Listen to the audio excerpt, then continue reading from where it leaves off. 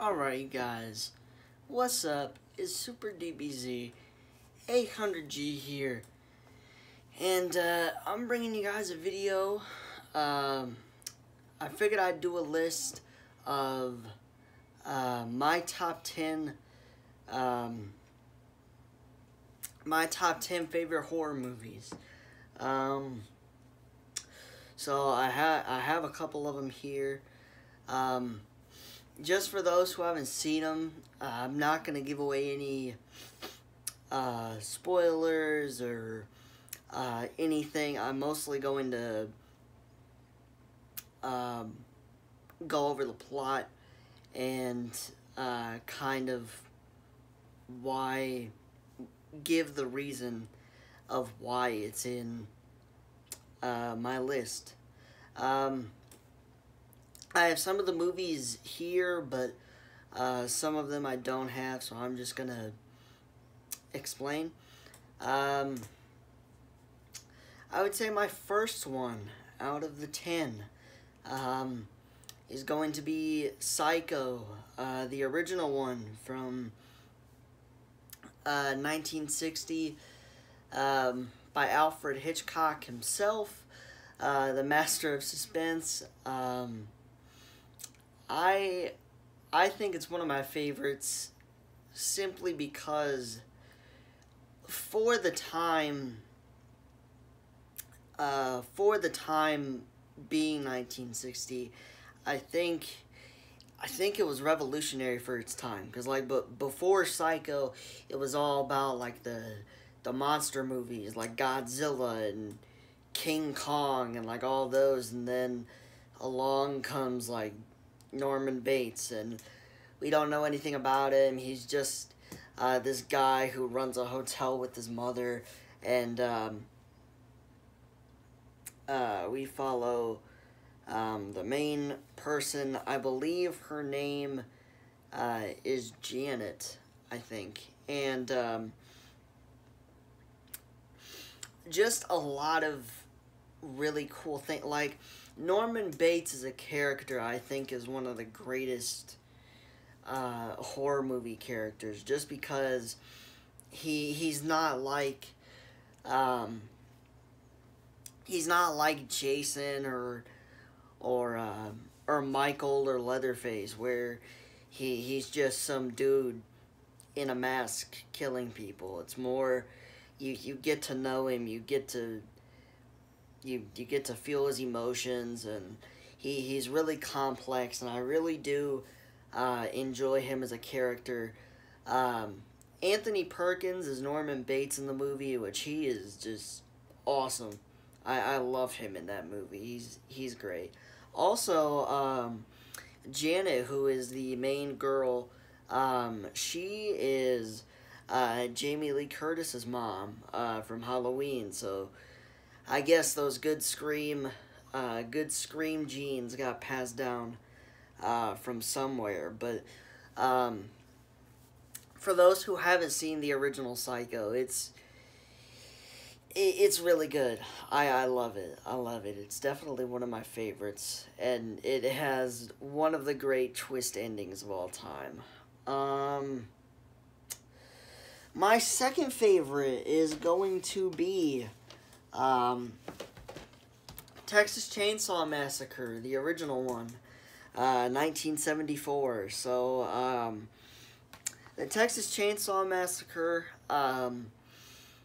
as a movie, I would say, so the main plot is a group of friends go down to Texas, and they want to visit one of the girls, the main girl. Her grandfather's grave is buried in Texas, and they want to go visit it and figure out if it's been pampered with, because there have been grave robberies in the area. And she ends up stumbling onto a house with the family we all know and love, the Sawyer family. So I love it because of just because of the atmosphere. Like, when you watch it, you kind of get this, like, old-timey, like, kind of like a documentary, how just old school documentaries are, where it kind of does all this weird stuff, and it makes you feel like you're watching a documentary sometimes. And the atmosphere of the movie and the way that it makes you feel, you can feel like the tension and the fear and being scared. And the Sawyer house, where the movie takes place,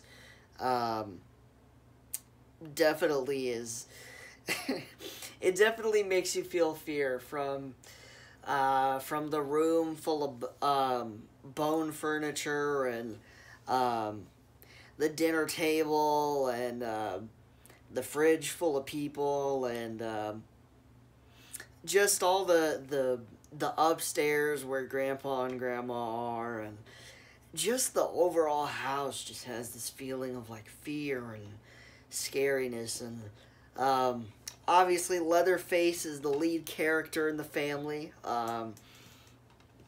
He I feel like there are more human attributes to Leatherface. Like, you can tell that he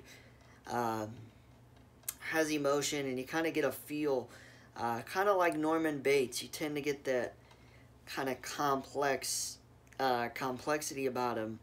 And I think one of my favorite parts with Leatherface is there's the scene,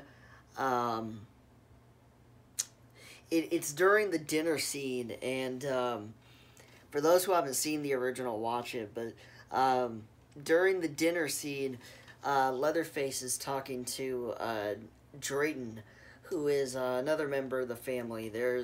So the Sawyer family has Grandpa, Drayton, Leatherface, and then the hitchhiker.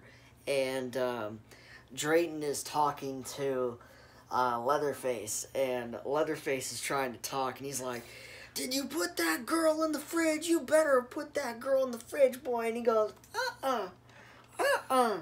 "Did you put her in the fridge?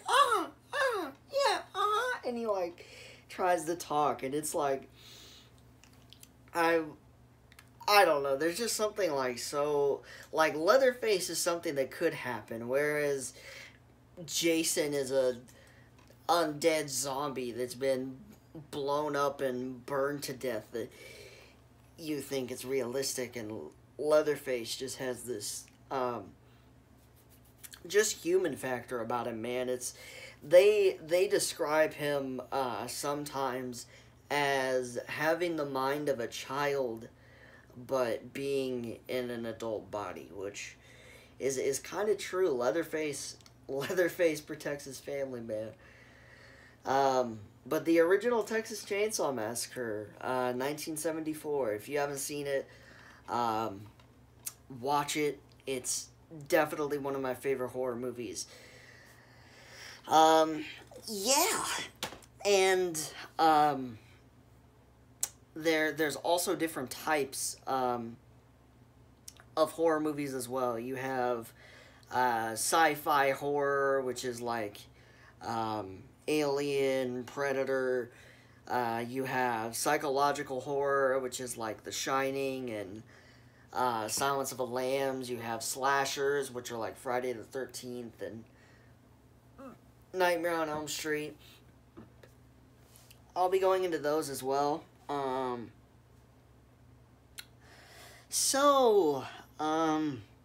My third pick, I already mentioned it a second ago, is going to be Silence of the Lambs, from 1990,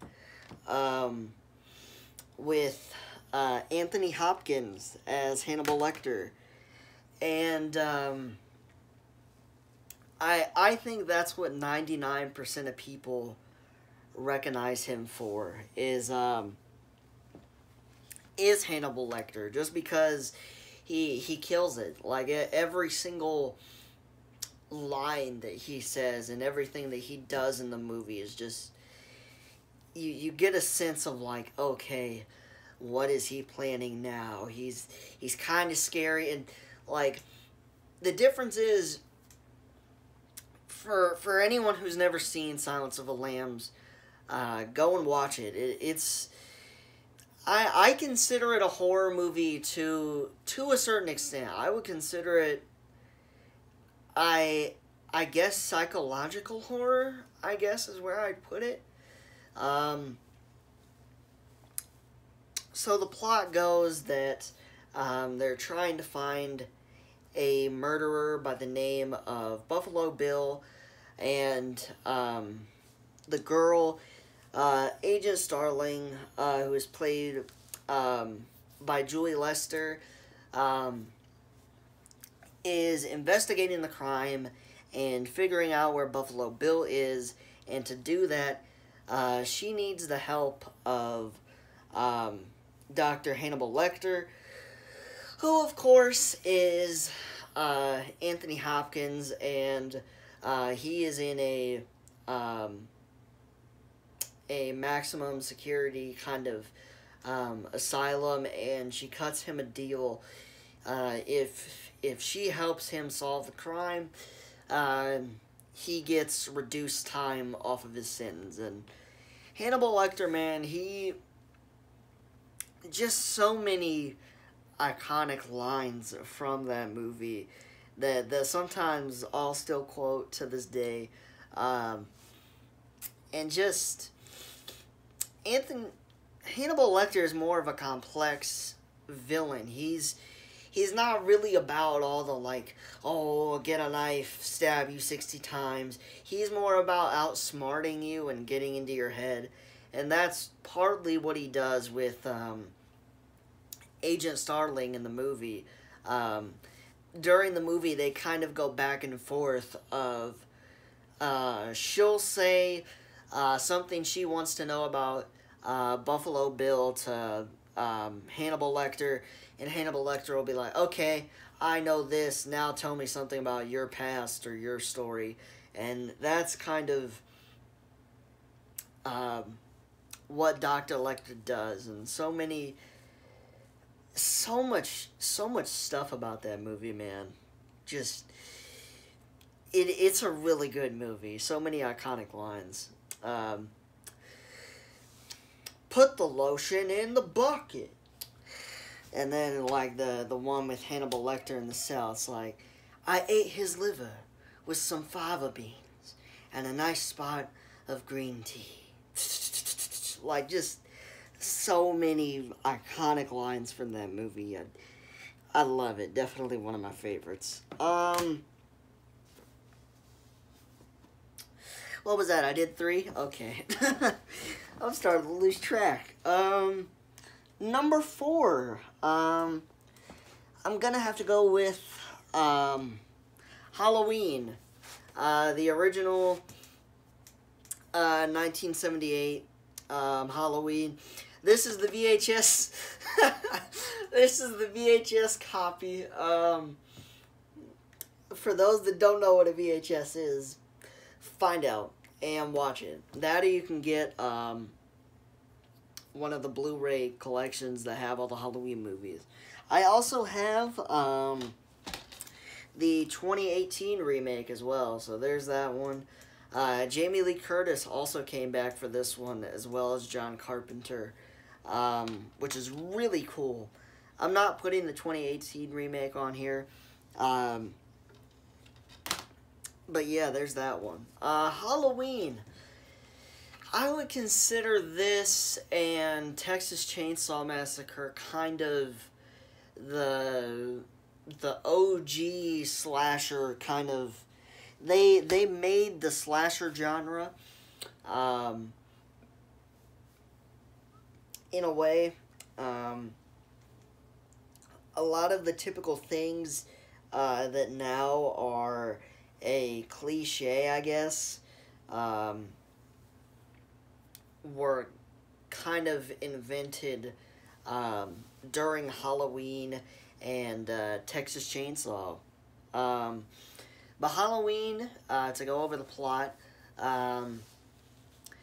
It's about a young boy named Michael Myers, and one night he decides to kill his older sister, Judith Myers, and then he gets taken to a mental asylum, and he stays there for about 15 years, and he breaks out, and he goes to kill his other sister, Laurie Strode, who we know is played by the Scream Queen herself, Jamie Lee Curtis, which she's the queen, man. I don't gotta go over her, bro. She's great in this movie. I love her, as well as the 2018 remake. She's still got it, man. Even in the 2018 remake, when she's still kicking and screaming and all that, she's still got it. I believe the 2018 remake takes place 30 years after the original. But he goes, Michael Myers tries to kill Laurie Strode and stalk her friends and stuff during the original Halloween. John Carpenter for directing. He is a great director, especially the score, man. The music for Halloween is just it's iconic at this point. You got the Halloween theme, obviously, like the do do do do do do do do do do do do do do the theme, and then you got the whole Michael Myers chase music where it's like doo doo doo doo doo doo doo doo doo, like and everyone knows it at this point. Everyone who's seen Halloween knows about the music and all that stuff. Michael Myers in general, I think his look has just become iconic, and Sam Loomis, the psychiatrist for Michael, is also very iconic as well. He gets crazier as the movies go on. He's all like, Michael is pure evil. We gotta stop him.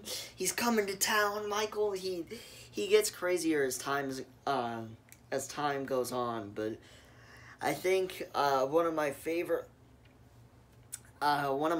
lines that Loomis says during Halloween is actually the very end. And Jamie Lee Curtis says, "Was that the boogeyman?" And Loomis goes, "Yes, I believe it was. I believe that was the boogeyman." So, Halloween, 1978, the original one, definitely one of the greatest horror movies, as well as the 2018 remake. So, yeah. On to, what is this, 5? 5. My number 5 pick is going to be Predator, the original 1980s version. So, Predator came out 1980 with Mr. T-800 himself, the Terminator, Arnold. I would consider it sci-fi horror. If I had to branch this, like, Silence of the Lambs is psychological horror, Halloween is slasher, Texas Chainsaw is slasher. Predator, I would consider it more sci-fi horror, because of the alien, who of course is Predator. So the plot is Dutch and his group, Dutch is Arnold Schwarzenegger in the movie, they go out to the jungle to stop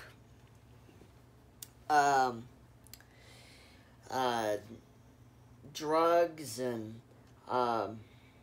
all different types of people, and they end up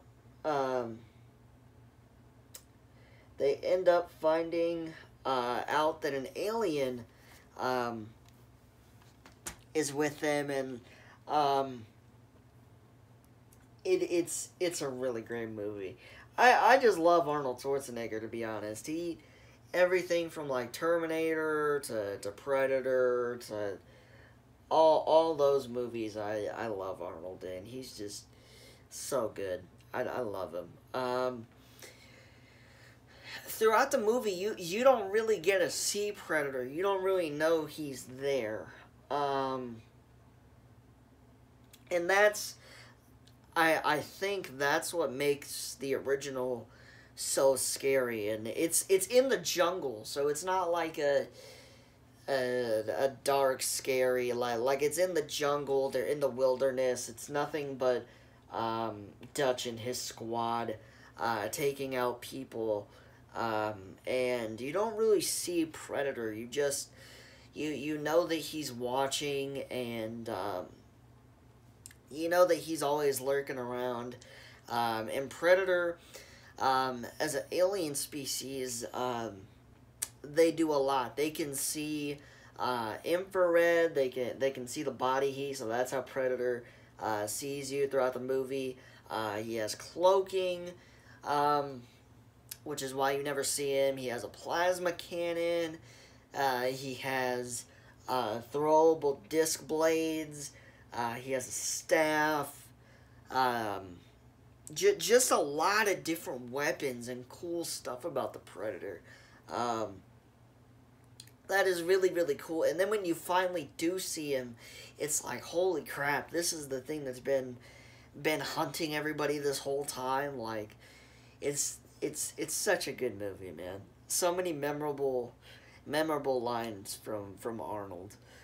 I think Arnold, he's funny, but in like a sarcastic, twisted way in this movie. Like, there's one scene where he kills a guy with a machete, and he stabs him through the door, and he's like, "Hey, stick around," and like just those like one-liners that are great. I think my favorite scene of Predator is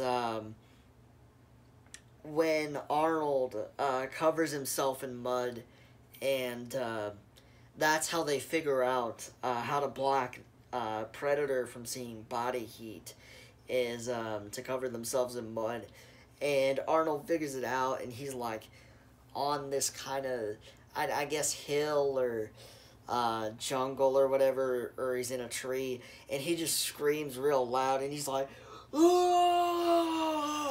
And like Predator like stares into the jungle, and I love the look on his face, because like Predator just stares up into the sky and into the trees. He's like, "What is that? What's going on?" Like, I think it's really great. I think it's really great. I love the Predator 2. The sound is easy. You kind of have to make yourself sound like a cat. It's more like that. That's the sound of the Predator. I actually have the mask as well. So this is the Predator mask. This bad boy right here.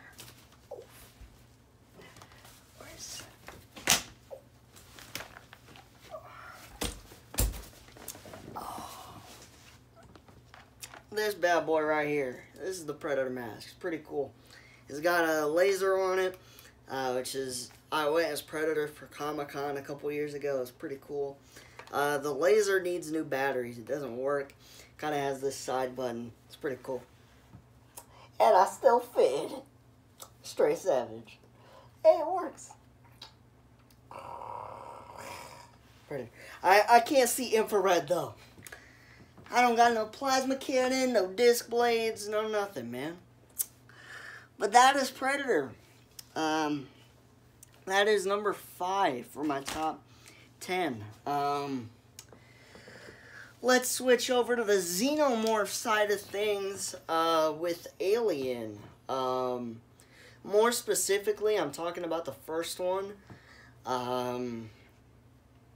this has, I believe, the first four. Yeah. This one has the first four on it. Alien 1, 2, 3, and 4.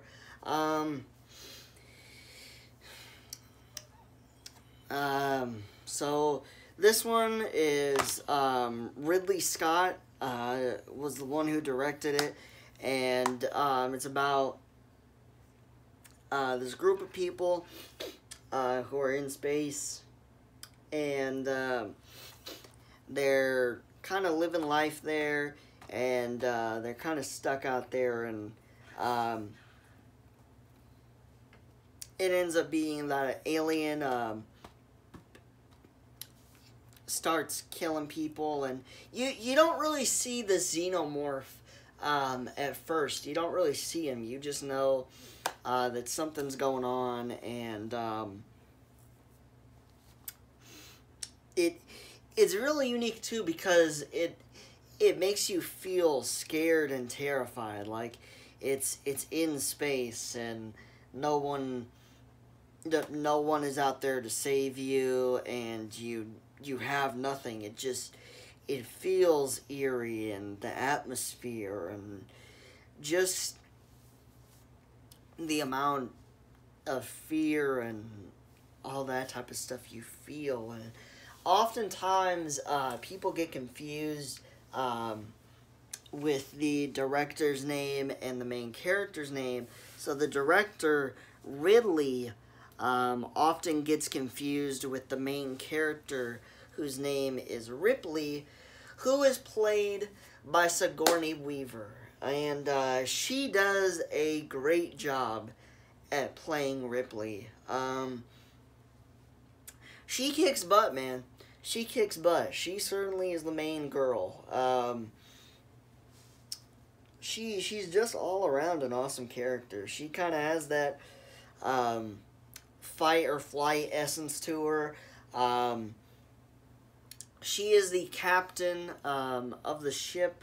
The LV-426 is the name of the ship. They also call it Mother, which is kind of cool. I think one of the main points for me about this movie, I would also consider it sci-fi horror, along with Predator. Normally, when people think of Predator, the second thing that comes to your mind is, oh, alien, xenomorph. I think one of the big points for me, one of the big scenes is when you see the xenomorph for the first time. You see it in the air vent, and it kills, I think it's Daryl, is the character's name. It kills Daryl first in the air vent, and you don't even see it. You just see its face, and that's all you see, and it kind of gives you a little jump scare. And then obviously you have the dinner scene with the chest burster and the face huggers and all the great, wonderful things that make Alien Alien. I love it, man. It's great, and definitely the end part is great as well. Sigourney finds a flamethrower and kicks butt. But that's it. That's Alien. Again, I'm talking about the original one, the first one. I believe this is 1970?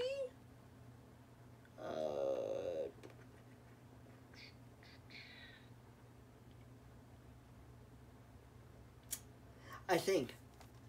Let me see.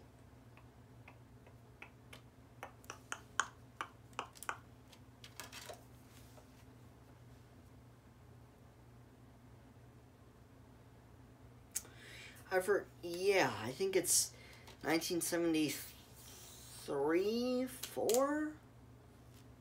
Somewhere. Oh, wait, I take that back. 1979. 1979 is when this came out. But that is number 5, I believe. Yeah, because I did Psycho, Texas Chainsaw, Silence of the Lambs, Halloween, Predator, and Alien. Wait. Yeah. I take that back. Number 7. Yeah. So it's Texas Chainsaw, Psycho, Silence of the Lambs, Predator, Alien, and Halloween. Yeah, 7. Okay. Got confused with my own list. The other one that I would say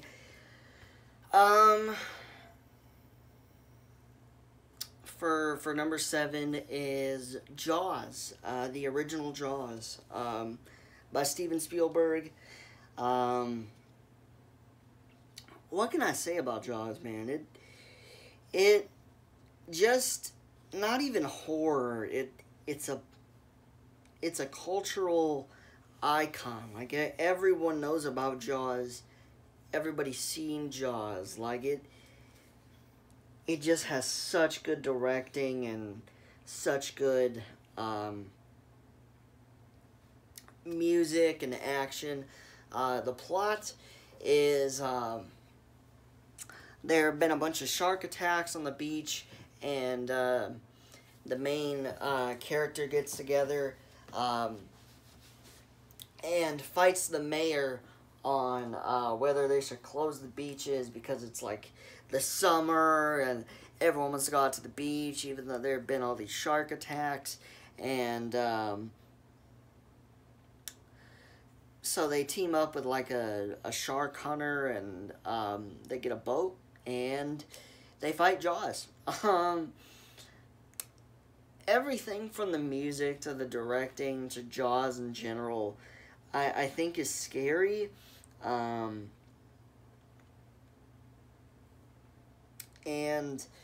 I think a big part of what does it for me is the music. John Williams did the music for Jaws. I know him for a couple other things as well. I know John Williams from E.T., Star Wars, Jaws, a couple other ones. But the Jaws theme has become iconic at this point. Everyone knows about it. I think the terrifying part about it is you never know where Jaws is. He's always kind of lurking around. You never know. It's all about like the momentum of like, okay, where's Jaws at? Like you don't know where Jaws is, and that's kind of the terrifying thing. The greatest example of this is there's a scene in the movie where some kids are playing in the water, and one of the kids, as like a prank, as a joke, has a shark fin on his head, like the little toy shark fins, I guess, and he's like swimming in the water, and he scares his friends and his family who are like playing with him in the water. And as the kid is getting out, it switches the camera to Jaws' perspective, and Jaws is there, and he's seeing all the kids like swimming around and all that type of stuff, and he grabs the kid with the shark fin and kind of just drags him down and like bites off his leg, and you kind of see him struggling, and he ends up dying. He he ends up dying. But I think that's one of the best parts of, I guess, the jump scare part, because it's kind of ironic because like you're playing a prank and you have a shark fin on your head, but in actuality an actual shark is like 2 feet under you and just drags you down. And at this point the Jaws music has become so iconic, like the dun dun dun dun dun dun dun dun dun dun, like it's become so iconic that everybody knows it. And that's the big thing with like Friday the 13th and with like Predator and Texas Chainsaw and Halloween and Friday the 13th is that not only have their characters become iconic, but also the music. Like the Texas Chainsaw sound effect in the beginning, they're taking screenshots of the dug up graves of the corpses, and it's the sound of the camera, and it's like, and it's like the camera taking the pictures, just like Jason. Whenever he appears, it's like, it's like everything from music and sound effects is iconic. But that's Jaws, and that is number 7, I believe. Number 8 on my list. Number 8 is going to be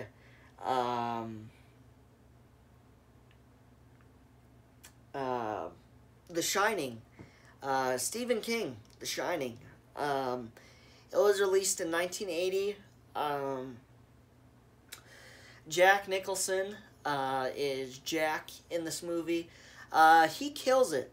I think Jack Nicholson is just one of those actors where you see him and you're like, oh, this is going to be a good movie. I also love him in Batman when he plays the Joker. He's really good in that as well. The Shining, I think of Stephen King as the horror movie version of Stan Lee. I think Stephen King is the horror movie version of Stan Lee. Not only because he's created iconic universes and characters, but also because he makes cameos in every one of his movies. I think in Cujo, he's the pizza guy. I don't know what he is in Children of the Corn, and I don't know what he is in The Shining either. But I know in Cujo, he's the pizza guy. But Stephen King, man, one of my favorite directors for horror movies, as well as one of my favorite authors. Obviously, people have different opinions of his books and than his movies, but I just like him all the way around, man. From Psycho Rabid Dogs to Scary Clowns to Scary Hotel Rooms, Stephen King is Stephen King, man. You can never go wrong with them. To explain the plot of The Shining, it's about Jack Torrance, who is a author of a book that he's been writing for his job, and his job gives him an offer to stay at a hotel and take some time off and write the book and whatever. And this hotel is pretty much out in the middle of nowhere. And they tell the story to Jack before he goes to the hotel that the previous man that had stayed there, that had stayed at the hotel, went insane with an axe and killed his wife and daughters, and then killed himself. And the movie takes place around the holidays. So like everyone in the hotel is gone when this movie happens. It's just Jack, his son Danny, and his wife. And Jack Nicholson, man, he really kills it. You slowly... I think this is psychological horror simply because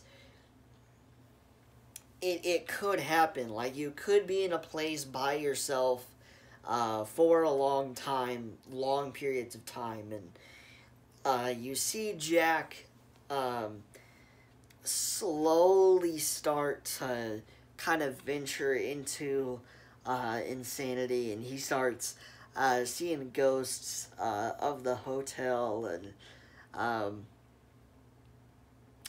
all the crazy stuff that happens, man. Um, there's a lot of iconic scenes and a lot of iconic lines. Everybody knows about the blood in the elevator, the twins that Danny, the dead twin daughters that Danny keeps seeing down the hallway. They're like, "Come play with us, Danny, forever and ever," and he like keeps hallucinating about the way they were murdered. So when they're saying that, you see the axe and the blood on the wall, and it's a very creepy movie, man. Jack Nicholson, his performance in this movie is just great. I think the moment when he finally snaps, when you kind of start to register that, hey, this dude's lost it, he's gone nuts, he's about to go ham, is he was writing his book on the typewriter, and his wife tells him to like go to bed, to spend time with Danny, who is the son, and it's at this point that the wife was concerned, and she had a baseball bat, and Jack grabs the baseball bat, and he's like, "I'm not gonna hurt you, I'm just gonna bash your brains out," and like all the, I think the best scene for me, it is kind of the final act, when Jack finally loses it, and everyone knows about the bathroom scene where Jack is axing down the door, and he's like, "Here's Johnny." Everyone know it. It's been parodied. It's just so iconic, and the ending. I will admit, when I first watched it, the ending left me a little bit confused, but then I rewatched it, and I understood it a lot more. Overall, I think it's one of my favorite Stephen King movies, but that is The Shining. So this is Psycho, Texas Chainsaw, Predator, Alien, Silence of the Lambs, Halloween, Jaws, The Shining. Okay, so this is number 9 out of 10 for my top 10. My number 9 favorite horror movie is going to be Saw, the original Saw, from 2004, I believe. Yeah, 2004 is when the original Saw came out. I would consider this not necessarily slasher horror. Like I said earlier, there are different types of... There's kind of different subgenres of horror. You have, like, sci-fi, which is Alien and Predator. You have slasher, which is, like, Jason and Michael Myers. You have psychological, which is, like, Silence of the Lambs, Psycho. And then you have torture, which is what Saw kind of started. Saw kind of started the whole torture, horror kind of sub-genre, I guess you could call it.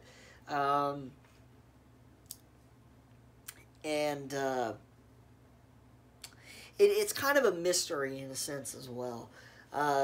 So to explain the plot, these two people, Adam and Dr. Gordon, are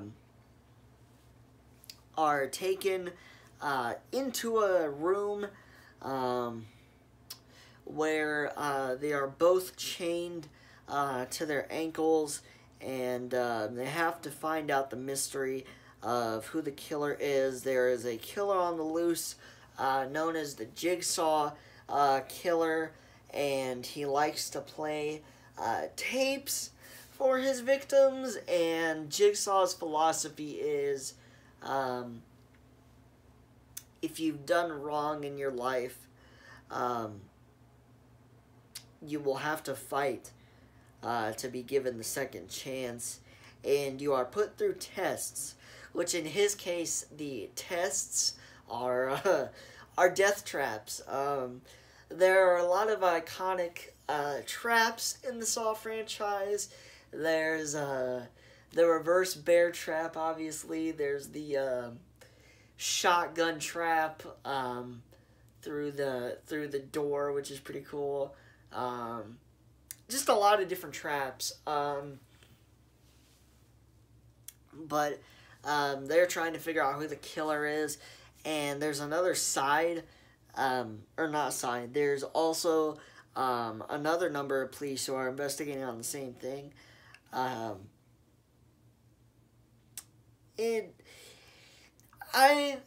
think for your first time watching it, they do show a lot of flashbacks of like how they ended up in the room, where they are, the character's backstory, and a lot of that might be a little confusing because in order to tell the story, they do have to do some flashbacks of like, okay, how did this happen?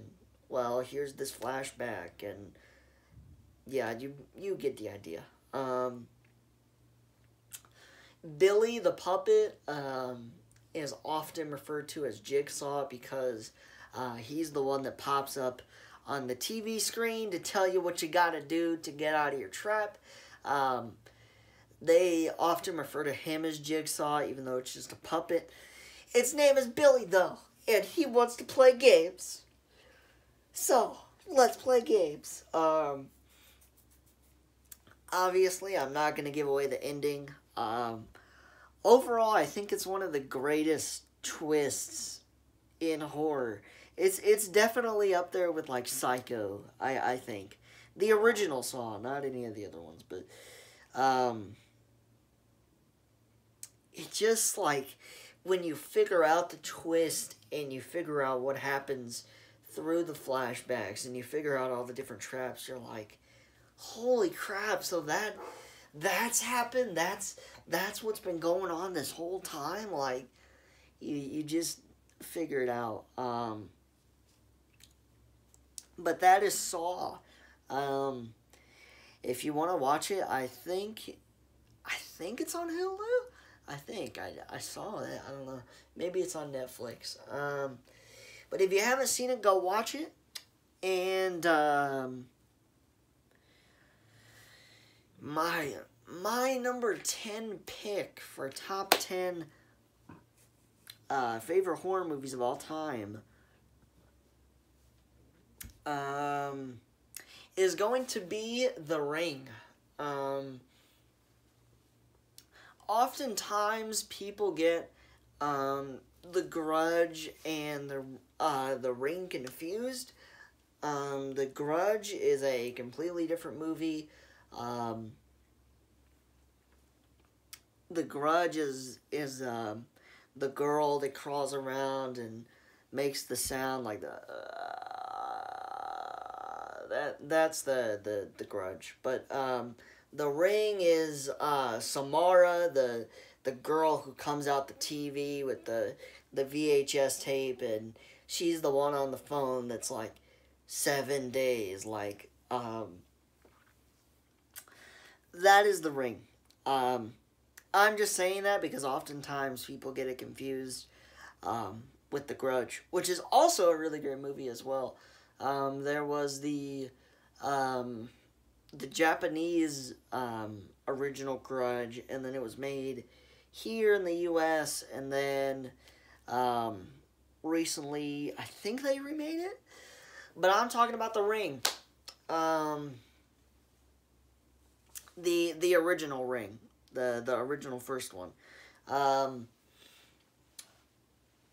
It's I would consider it a psychological horror as well.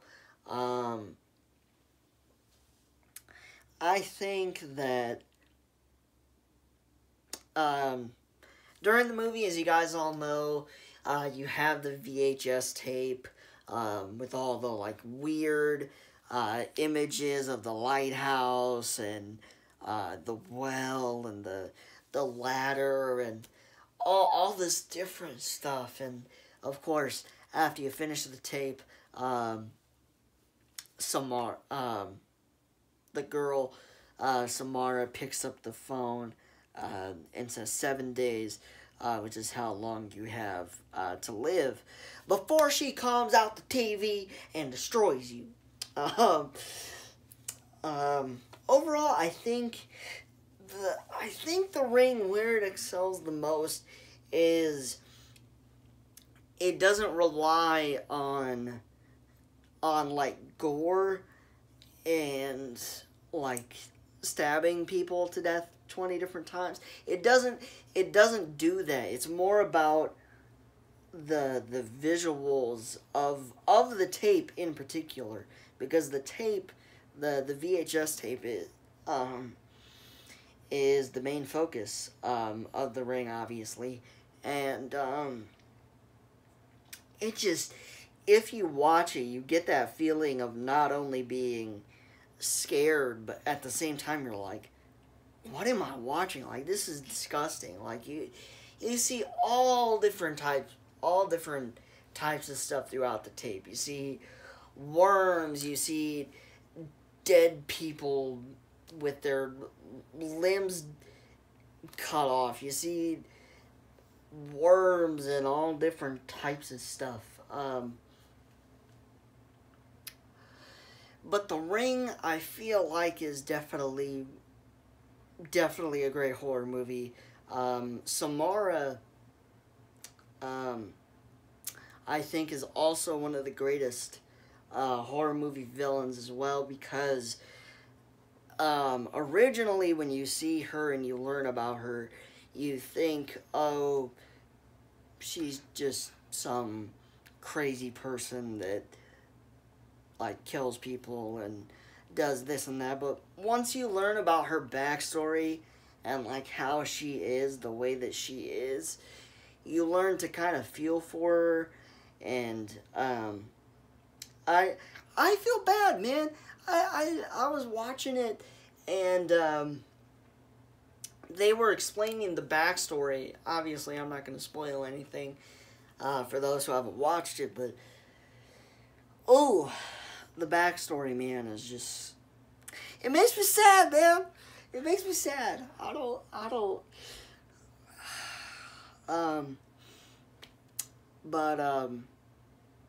The Ring, man, it, like I said, it relies more on visuals and storytelling more than it does gore and things like that.